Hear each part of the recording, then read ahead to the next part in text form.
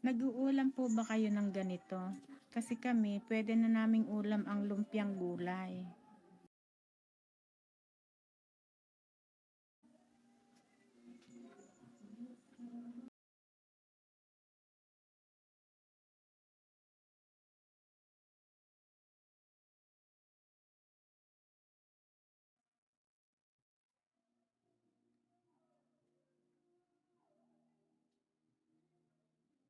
Lulutuin muna natin ang ating tokwa, prituhin natin. Sunod natin ang kamote. Naglalagay ako ng kamote sa lumpiang gulay.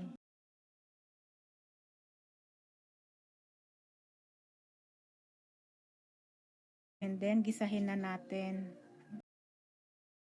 Sibuyas, bawang, and then lagay na natin yung tokwa. Sabay na rin natin ang ating hiniwa-hiwang gulay.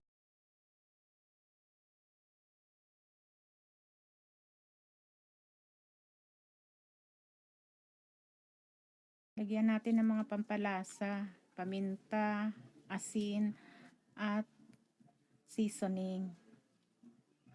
Halu-haluin lang para magsama-sama yung lahat ng mga pampalasa at saka yung ating gulay at tokwa. Ayan, haluing mabuti.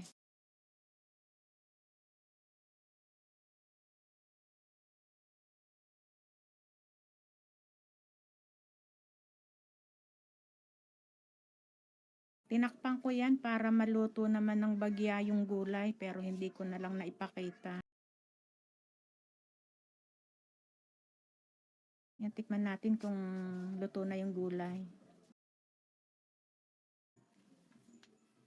Luto na, mag-start na tayong magbalot.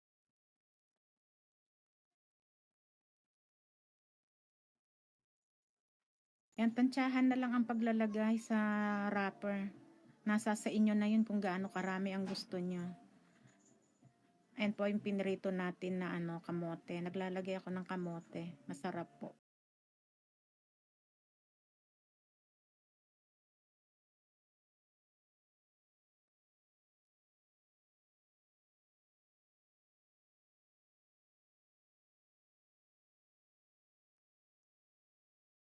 Ayan, ulit-ulitin lang natin yung pagbabalot hanggang sa mabalot lahat ng ating nilutong gulay.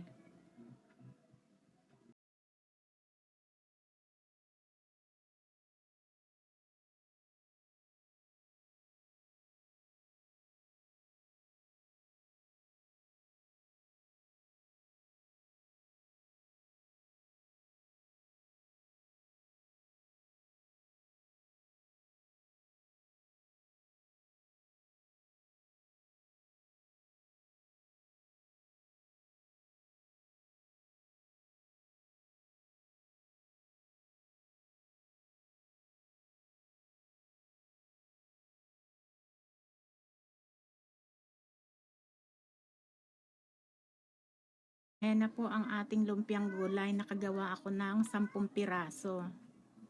Magpiprito na po tayo. Sa pagpiprito, wag lang masyadong malakas yung apoy. Kasi baka mabigla masunog agad yung ating lumpia. Mas maganda kung golden brown lang.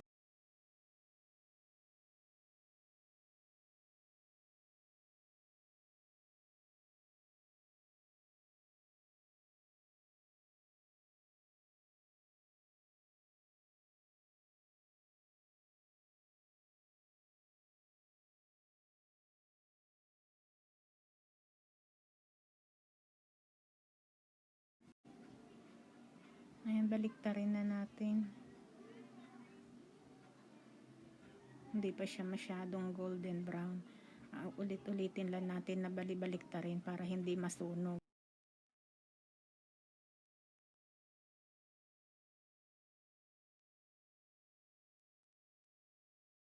Maglagay tayo ng paper towel.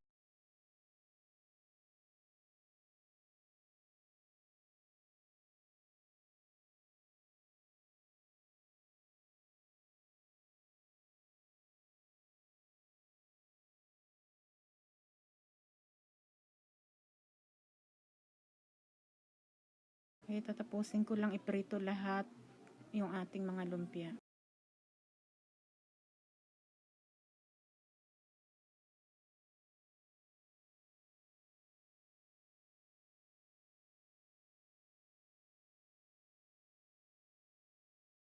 Ayan na, hanguin na natin.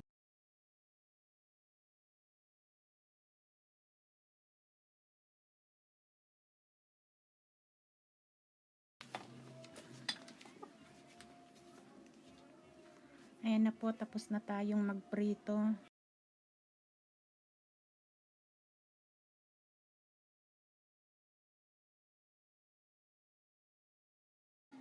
Ayan na po ang ating lumpiang gulay.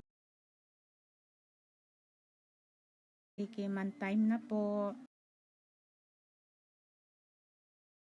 Alam nyo, masarap yung sausawan ko. Masarap po ang pagkagawa. Hindi ko lang naipakita yung mga ingredients sa paggawa ng sausawan. Sunod na maggawa ako, pakikita ko para magaya nyo. Masarap po talaga.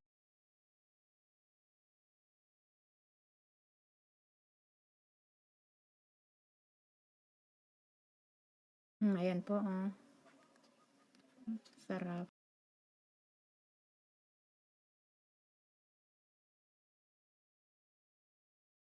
Kain po tayo.